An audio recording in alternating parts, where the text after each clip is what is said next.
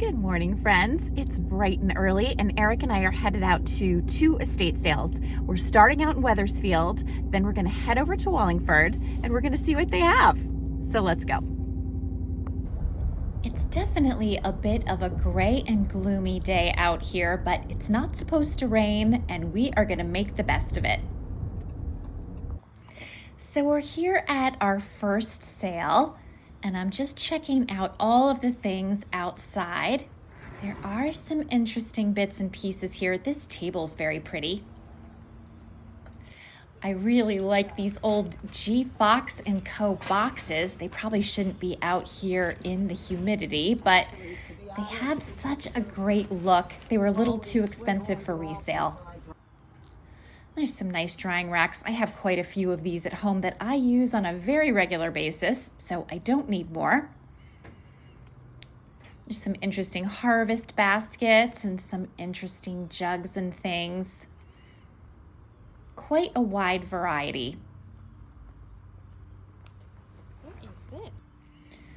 Now I'm inside the garage. There's some interesting metal boxes and file cabinets.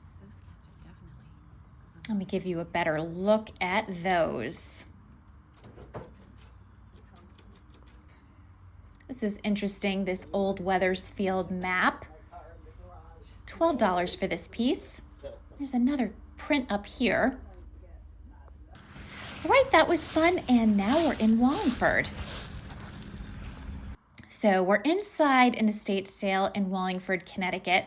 I'm checking out these French tins with the roosters on them. They are very cute, no price tag. And these are interesting little prints or lithographs. This house is icy cold, I can tell you that much. These lamps are gorgeous. I don't want to pay $150 for them, but I like them a lot.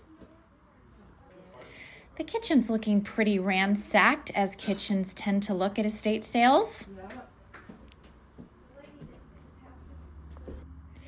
Now I'm in the dining room. There are a lot of pretty things in this room. There aren't a ton of prices, but the prices that are there are a little bit higher than I can do for resale purposes. Like this fabulous tureen and platter are $75 each. There's some beautiful Waterford here. They really want, again, higher prices than I can pay for resale. This is a beautiful chest of drawers. They want $250 for this. I didn't get a sense of who made that particular piece. And as you can see, there's a really nice piano and lots of books. Do you think this is a dishcloth? That's a nice desk, and I'm checking out the cat print. There's a lot of different linens and clothing pieces and textiles on this bed, but nothing is seriously calling my name. It's an interesting lamp. And I don't feel like going through the drawers. You've got some Ludwig van Beethoven and some other kinds of prints or postcards or something. Honestly, it's hard to pay attention because my hands are like ice cubes right now. Don't think they have the heat on in this place. Yeah, lots of interesting things here. So the last 2 sales were not fabulous, so we decided to drive all the way to Milford to check out another estate sale that's going on. Fingers crossed, it's a good one. Okay, so we're here. It's not an estate sale, it's an estate sale company. This place is jam-packed. There isn't a ton of organization. This is a really interesting old church/dollhouse. I like the tray under all of this jewelry. There's some glassware here. There's prices on some things, not on others. These turkeys are kind of interesting. Again, no price on those. All right, so that might have been a waste of time, but at least we tried. Let's go home. Hello, friends. It's been about an hour since we came home from our adventures this morning, It was a weird weather day, first and foremost, which is why my hair looks like this. I left the house pretty coiffed, and then we hit humidity and it got bigger and bigger and bigger. So I managed to squash it down some. But yikes. So let's put that away and talk about the thrifting. So we started the day at what I was calling an estate sale, but it was really a garage sale. And that was in Wallingford, Connecticut. It was a woman's garage, and she had clearly been running some sales out of her garage for a little while. She was very nice, and she had some cute things. So I didn't buy a lot there, but I did pick up a couple of fun things. I'll show you my favorite thing that I found. It's little, but it's mighty. So it was this tiny little Beatrix Potter bunny. So I'm not sure what character this is from Beatrix Potter, but it's so cute. So she wanted $5. I thanked her, I put it back, and then as I was leaving, she offered it to me for $3. So I did take it for $3. This little Beatrix Potter piece was made by Royal Albert in England, and this is Mrs. Rabbit. So very cute. So I picked her up. I thought she was so sweet. And I also bought 2 Lenox bowls. They're like soup bowls or pasta bowls. They're very dirty, but they have a beautiful floral design. I thought these were so sweet, and they have a nice gold rim, as you can see. And they're Lenox, made in the USA, and the pattern is called Monterey. So really nice. I bought 2. I wouldn't have bought 1. 4 would have been better, but I made it work. So pick those up. And the last thing I bought was this very pretty plate. This is a depiction of the Lambert Hitchcock factory. And that seemed fitting since I recently acquired a Lambert Hitchcock piece from his actual home. And because of the coincidence of having just bought the box and then seeing the plate had to come home with me. So this is adorable. This is made by Baltic or Balfuric. I'm not sure who's making this, but it's really, really cute. On the back, it has a little history. It says, in the year 1818, Lambert Hitchcock, versatile son of a revolutionary soldier from Connecticut, began making parts for a fancy chair that could be assembled and sold by the famed Yankee peddlers.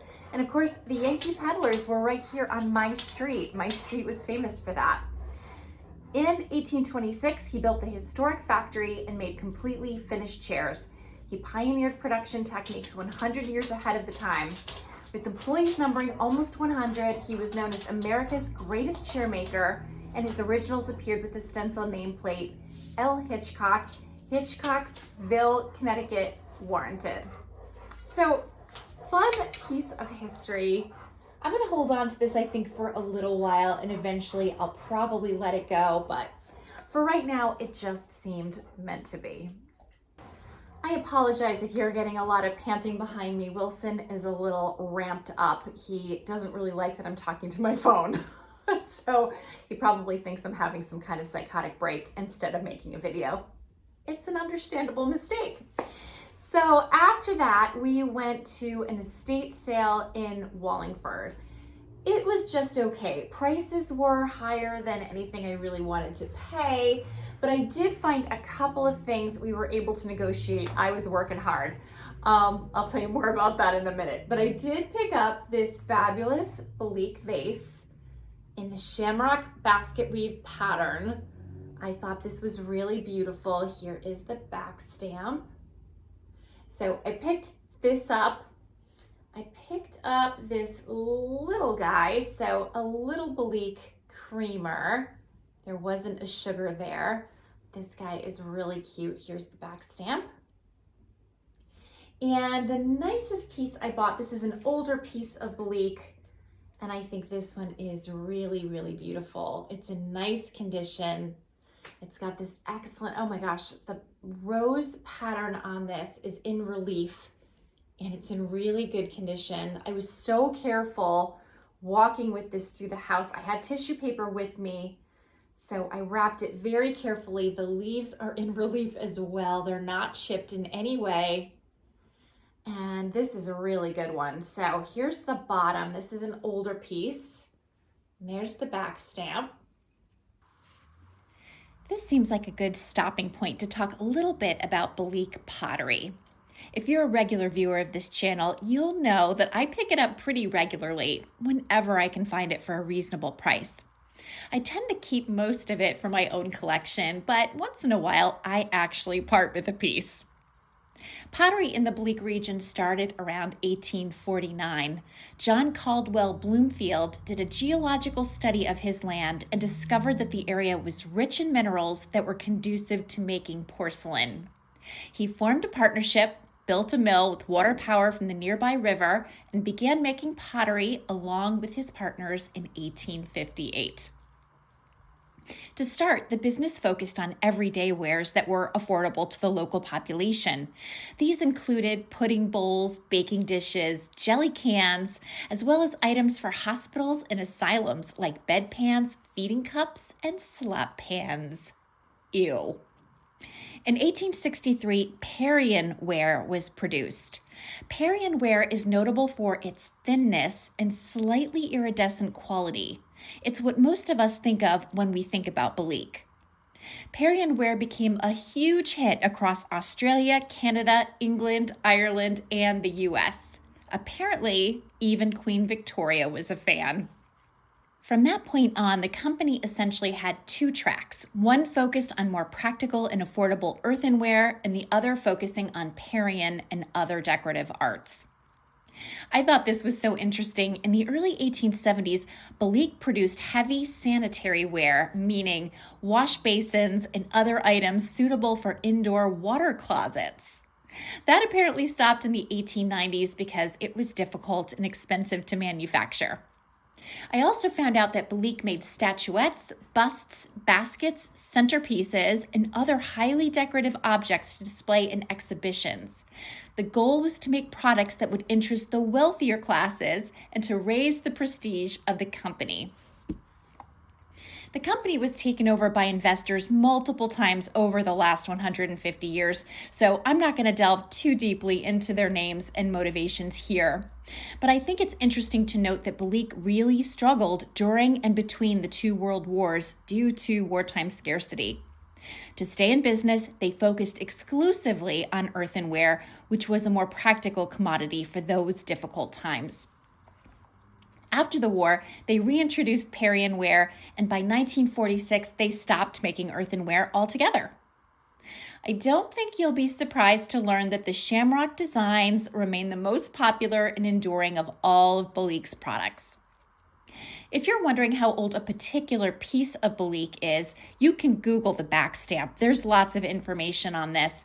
Almost all of them feature the Irish wolfhound with its head turned to face a round tower.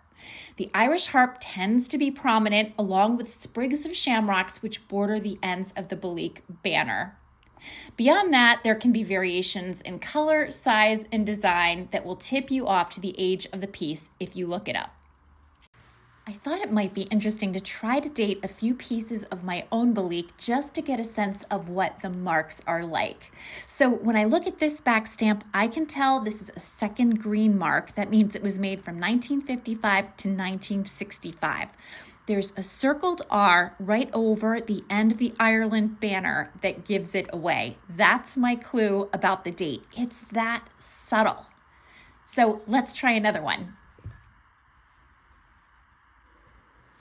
Here is my adorable lamb bank. We're going to turn this one over, and we are finding the 13th mark. So it's brown, as you can see, and it shows that this lamb bank was made between 2008 and 2010. And I can tell because the other brown marks all have a website included on them. This one doesn't. So that's the difference. All right, let's check out this tall vase. Okay, this is an easy one. This is the 8th mark, which is between 1993 and 1997. It's a bluish purple, very distinctive from all of the other marks. In fact, this backstamp was too hard to produce because of the specific color, so it was only around for a relatively short period of time. By the way, that letter B that you see means that this piece was a middle range price point for a domestic market. You don't always see A, B, and C's, but in this case, we do. We're going to check this pansy vase now, and this one was confusing. It seems to be the 9th mark, which was 1997 to 2000, but it doesn't exactly match because it doesn't say established in 1857. This just goes to show that dating these pieces isn't always as straightforward and easy as you might think. But I did check several sources, and that does seem to be the case. Okay, here is the last one, and you can already see this is a green guy. This is a 6th mark, or the 3rd green mark, made between 1965 and 1980. I can tell because the circled R is floating over the harp. By the way, the oldest Belleek marks are known as black marks. The first mark was made between 1863 and 1891, but sometimes other colors were used as well during this period, so it's a little tricky to know for sure. The second black mark was known as the first period black mark, made between 1891 and 1926. The third was 1926 to 1946. The black mark pieces tend to fetch higher prices due to their age and relative rarity. For the record, I don't personally have any Belleek with black backstamps. Belleek changed to the green stamp in 1946 because they felt it didn't show through the translucent china as much as the black, which makes a lot of sense. Anyway, I hope this exercise was interesting to you. I don't want to be too pedantic, but I thought it was kind of fun to examine a few pieces and apply some of these backstamp rules to them. And please bear in mind, I have none of this memorized. In each and every case, I looked it up online. There are lots of people like the Antiques Nomad who have wonderful memories for these kinds of details. As for me, I'm a Google girl.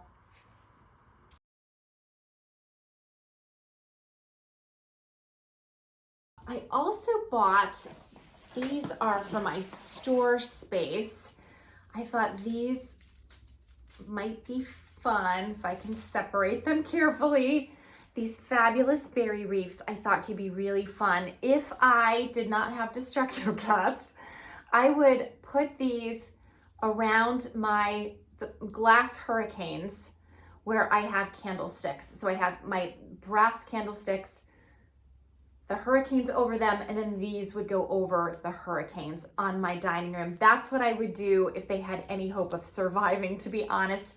Even my glass hurricanes, which are huge and beautiful, are in storage right now because I don't think they would have a hope in this world of surviving. But if I could, I would do that, or I might put a wreath around my big cut glass compote. These would look beautiful just hanging on a door somewhere, on a wall somewhere. These are beautiful if you hang them over a mirror for the holidays.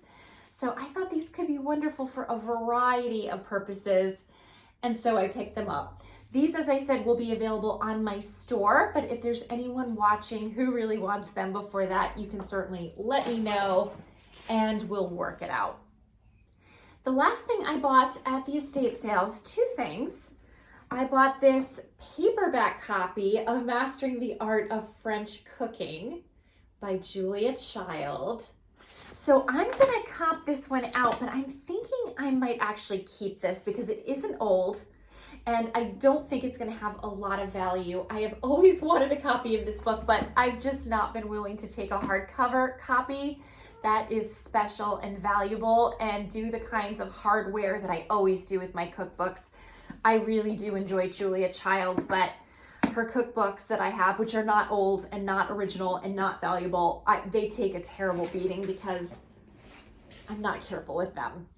So I'm just gonna comp that one out to make sure, because it's a paperback, it's a reproduction. I don't think it's that special. I'll probably end up keeping that one. And if someday I find a similar version of the first volume in a paperback that's not important or valuable, I'll keep that one too. And that would be, I think, a lot of fun for me. Similarly, I bought this hardcover book, Baking with Julia. Again, I really like Julia Child, so this one I'm pretty sure I'm also gonna keep. And this has some great recipes. I have made many, many things from Julia Child's before. She has such a way of even making the most complex dishes seem possible and not too intimidating. And here's chocolate Napoleon. I don't know that I'll ever get that ambitious, but you know, if I'm ever going to, it will be with Julia's guidance. So I'm pretty sure I'm keeping that one. So that was it for that store. Eric bought a few bits and pieces there as well. And then we went to our last stop, which was particularly unimpressive. It was kind of marketed as an estate sale, but really what it was an estate sale company that does regular estate sales, and then the things that don't sell from those estate sales end up on their premises and then they sell them. But their prices were really very high. I mean, for something that didn't even sell in an estate sale, you would expect, like, at that point, you're just trying to move it on. And that wasn't the case. So, you know, of course, it belongs to this estate sale person, the owner of the store. He can charge whatever he likes for his merchandise. But I'm certainly not going to pay high prices for stuff like that. So I made him a few offers.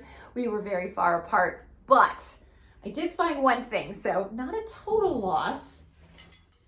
I found this really interesting plate with the train design on it, and it's got a nice rim. This has an interesting backstamp. It says American Railroad Scene Snowbound, Engravings for the People, published by N. Currier, lithographer, 2 Spruce Street, New York, for sale here. Made exclusively for B. Altman & Co., New York City. This was made by Adams. Winter Scenes. So a lot of talking on the back of a plate. I have 2 plates with a lot of words on them today. But this one comped, the lowest comp I found for this was $27. The highest was more around 55-ish. And I paid $5 for it. So I thought that was a decent price and certainly a good markup. There were some cutting boards I really liked in the shape of like barn animals, but we were too far apart on those. And then I found, oh, these were really nice. Actually, they were 2 brass wall-mounted hanging plate racks, but they were like a long line of brass with 3 different racks. So you could hang 3 different plates or platters on them. And they would be like in a line coming down. Really pretty, really different. Something my mother would have loved for sure. I know exactly what she would have done with it. She would have put one on either side of her mirror. I have the mirror over the sideboard, which my brother Jay has in her dining room. That's exactly what she would have done with it. And she would have put plates there and she would have changed the plates up with the seasons. So I thought of her immediately. Of course, she's no longer with us. And again, we were just a little too far apart. The other detriment was that the plate racks were screwed into the wall, kind of high up, and there were like 10 million zillion things in front of them. So getting them down would have been hard and probably hazardous. So it might have been a mistake. You know, I priced them out a little bit when I left, and they're very hard to find. They're very expensive. I probably should have done it. I might end up going back tomorrow. I don't know. We'll see. But I do like the plate. I like the things that I got. Oh, and let me go back a little bit. So I meant to tell you, at the estate sale in Wallingford, after I had sort of gathered some things and I asked about the price of the 2 Belleek, these 2 newer Belleek pieces, which I do love. I was speaking to the estate sale manager and I said, and he was like, oh, I can bundle and negotiate, blah, blah, blah, price to sell, the whole thing. And I was like, great. You know, how much do you want for all of this?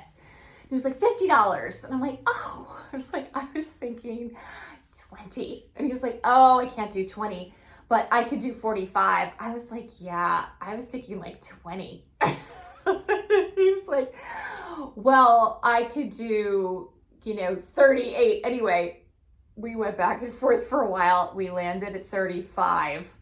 I would have liked 30 a lot better, but he's selling. I want to buy the stuff to resell. We're both just doing our best. I can live with 35. That's okay. And I do love Belleek. I'm pretty sure these pieces are going to end up on my eBay store, so be on the lookout. And the Lennox bowls will also be on my eBay store. The train plate will be on my eBay store. And I think that's it for now. However, in about half an hour, Eric and I are headed out to a church sale preview in a church in Avon, Connecticut. So I think the entry fee is $5 a person, Indy, is $5 a person, but then we can have first crack at this tag sale, which seems to be a good way to go if you can get in nice and early. So that's our plan. I think my friend Joan is also going to be there, so it would be lovely to see her and her husband. My fingers are crossed that our paths meet. Just keeping an eye on Destructo Cat over here.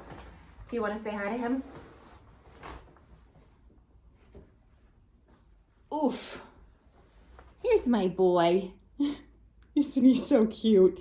He's so naughty, but he's so cute. I just love this little guy. Look at his eyes. He always looks a little bit freaked out. Like, what the heck is happening to me? He's felt like that ever since he entered this lunatic house, I think. So I'm hoping that I find some good stuff. I will let you know how I do. And I'm really hoping it's good because I think this morning was just So we'll see.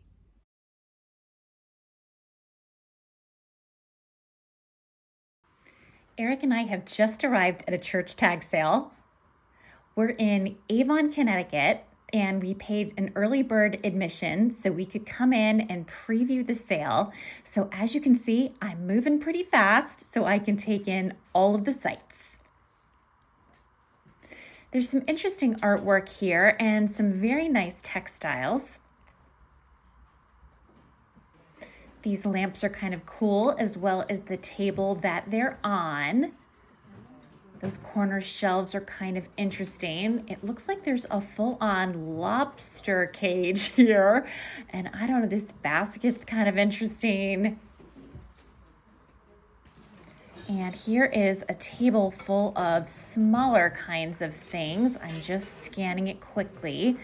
This is a really interesting little bowl. And this was made in Holland, but there's a lot of staining and crazing, and oops, I see a little chip. There's quite a few books here. I'm not seeing anything super old or super unique in terms of like for my library or really even for reselling. So one last look, not a lot to see here, but certainly a worthwhile stop, and we're gonna head on out. We didn't get much, but I like what we found, and as always, I'll show you when we get home. So it's the next day since the church tag sale in Avon, and I'm excited to show you some of the things I found. Now, it wasn't a lot of stuff, but I do like what I got. I have to say it was good that we did the early bird thing and paid a little extra because I think everybody was kind of walking out with the best of what there was. And even though the tag sale was going on today as well, I don't think there would have been too much to choose from. So sometimes, the person who gets there first gets the best stuff. I learned this lesson more and more as time goes on.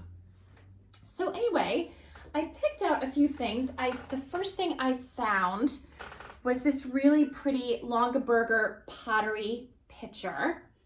I like the red tones on this and the pretty pattern that, of course, is associated with Longaberger. So this is a nice hefty piece. Here's the bottom. And I was happy to get this. So I paid an indeterminate amount for it. What do I mean by that? So what was a little bit different in the sale was that you gathered all the things you wanted and then you made an offer for them. So there were no prices. You needed to make an offer. And I have to admit, I totally understand why they might go that route, because I think their philosophy was anything they make is good for the church. And they were really counting on people to be fair. And I think that's awesome. But I think what's hard about what I always struggle with that is, what do I want to pay? I want to pay $1. But of course, that's not a fair rate. So then you think, well, what is a fair rate? And also, what do I want to pay? And what can I pay? And what might my reselling profit be? Which I can't know for sure. So it's so awkward. So in the end, we paid $30 for everything. They were happy with that. We also looked at an old Mason's ring. It was not real silver. It was like just a metal tone ring that was kind of cool. And I looked at this really pretty pair of green earrings. They wanted an additional $30 for those. I guess they wanted more specific prices for the jewelry, but the jewelry wasn't listed, so it was just odd. So we ended up not taking the ring or the earrings for the additional $30. We just took all the things I'm going to show you now for $30. So yeah, a little awkward. I don't know what else to say about that. I never want to offend anybody by giving them low offers. Obviously, I want places like churches to make a profit, but if I don't buy things, for a reasonably low rate for a reseller, then I have no profit. So sticky wicket that. And but I was okay with $30. They seemed fine with the $30. So $30 it was. I also bought this really pretty piece. It looks like a tankard or some kind of an oversized mug or stein. I don't know what you call this. But I thought it had a great look. I thought this might be row pottery. I couldn't easily see the back stamp in the moment, but it turns out this is like a souvenir piece from what must have been a store in colonial Williamsburg. So definitely meant to have kind of a reproduction antique look, and it is a really pretty piece. But yes, I was initially confused about what it was I was buying. That is my own fault and my terrible eyesight and nobody else's. But I do think that has a great look. And both of those pieces, by the way, will be listed on my eBay store. I found this painting that I thought was really interesting. It has a quail in it. I'm going through a quail phase these days, which you might have noticed if you watch this channel. This was signed on the corner, so there's the artist's signature. And so this is an oil painting. Here is the back. And I thought it had a really fun look. I also really love white birch trees. That is a big favorite of mine. And of course, being that it's November, this is a very fallish look.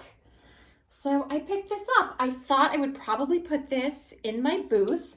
But of course, as always, if anybody watching this video is interested in this piece and you can do local pickup or you don't mind paying whatever the shipping rate is, certainly get in touch with me and we can work it out. I picked up this little basket with a really interesting latch on it and the handles. Now this is an imperfect shape, but it has a great old look. And I'll show you where there's a little bit of damage right here in the back. But again, I thought, as I drop it on the floor, I thought it had a great old look. I really like the latch and the handles on this. So I was originally thinking that I would sell this, but now I might keep it. I'm not quite sure what I'm gonna do, but I thought it, again, just had a really interesting look about it. And then the last thing I picked up, but Eric bought something. Last thing I picked up was this very big basket with the lid and the handles. And it's got a hinged lid as well. So here is the inside. I love baskets like these, and I tend to pick them up when I find them because I think they have a great look. This one doesn't have any kind of maker mark on it, at least none that I can see. But these are awesome for storage or for display. I actually, as I said, I have a bunch of these baskets myself, and I put vintage magazines in them that I like to keep. So I'm just gonna put this down. So I have quite a few old issues of Martha Stewart Living that I really like, some of the holiday issues, which were my particular favorite. So I have a big old stack of those, and I keep them in a basket that's a little bit bigger than that. I also have some old colonial home magazines that I've kept, and some period home magazines. Those were from the UK that I used to pick up at Barnes & Noble back in the day. So I don't keep lots and lots of magazines in general as a rule. However, those are very special to me. They give me lots of ideas still. I do routinely look through them, so I'm not gonna part with those. I originally had tons of magazines from those collections, and I got rid of probably 75% of them years and years ago when I moved from one house to another. That was like 2 houses ago. So I have culled the collection quite a bit. The remaining ones, for sure, I'm keeping, but that's one example of a great use for a basket like that. I have another basket like that in my study, and I keep a lot of my little desk supplies and things in there that are not very attractive to see laid out, and I don't want to take up the drawer space. I only have one shallow drawer in my desk because it's an antique. So I keep, like, you know, extra staples. I keep a container of pens in a little pouch. I keep a 3-hole punch, all that kind of stuff. I just kind of hide it away, and it makes for very attractive and very useful storage. So all great ideas for a basket with a lid. I am a big fan of that. So those were my finds. What was a nice plus was I saw my friend Joan. She was there as well, and she was there with her husband. They picked up a couple of things as well, and Joan was so sweet. She actually gave me a box of vintage Christmas ornaments that she had been sitting on for a while, and she just didn't want to list them, and she didn't want to ship them, and she thought they might work well in my booth space, assuming that it's all a go for December, which does seem to be the case. Eric made one purchase, and it was, are you ready for it? This ET tray that is pretty banged up, but brought him right back to his childhood when ET was a big deal. This is a little standing tray, so it folds out, and he plans to put this piece in the barn with all of the rest of his interesting finds. So that was Eric. And so Eric's tray was part of the total $30 purchase. Remember that Julia Child book I showed you earlier in this video? Well, check out this signature. She signed it. I actually checked her signature online, and this looks like it exactly. So either it's an excellent dupe or it's the real deal. And my guess is she was doing book signings for this edition. This was from April 1993. So yeah, it's a signed copy. So that kind of changes things. I'm not sure now what its value is, or if I should keep it, or what I'm doing, but an interesting twist. I have a few other interesting things to show you, including 2 pieces that have caused us to scratch our heads in a little bit of confusion because we can't seem to find out really any information about these, despite both Eric and I looking pretty hard. So Eric went to an estate sale without me, which I think might be adultery. Hello, it's a vintage adultery for sure. But I had plans with a friend, and he went to this store. Anyway, it was interesting. It was like a kind of a basement-y sale. It was just a one day only for a couple of hours, and people that were attending that sale were told in advance to bring gloves and a ventilator. That can't be a good sign, right? Ew. But anyway, he did find some things, and he felt like it was definitely time well spent. And he came home with this interesting covered casserole. I'm assuming this is a covered casserole. So the top on this is so interesting. It's metal, as you can see. And this is actually Bennington pottery. So let me show you the back stamp. I'm holding onto the lid here so we don't have any incidents. So this is a bit of Bennington pottery, and we just could not find this exact piece anywhere online, and we really looked. It also came with, this doesn't fit into the casserole bowl or pot or whatever, this interesting piece, which looks like this is for maybe a bundt cake. I can't think of what else it would be for. And again, this is Bennington pottery. And it has, like you can see, little feet, although 2 of them are missing. And so yes, we just couldn't find anything out about this either. So if you know anything about those 2 pieces, we would love to know. We were very curious about them. And he decided to bring them home because he thought they were really interesting. He also picked up this old wooden level. He really liked that it says Sears, Roebuck and Company on it. And Eric's feeling about that was, you know, they're never gonna make another one because Sears and Roebuck Company is no more. So he was glad to grab that. He also got a set of Tinker Toys. How much fun is that? Gotta love some Tinker Toys. He got a big container of Lincoln Logs with the original cover on it. So that was a really fun find. And this big metal flashlight has kind of a cool look. And does this have, oh, this was Ever Ready.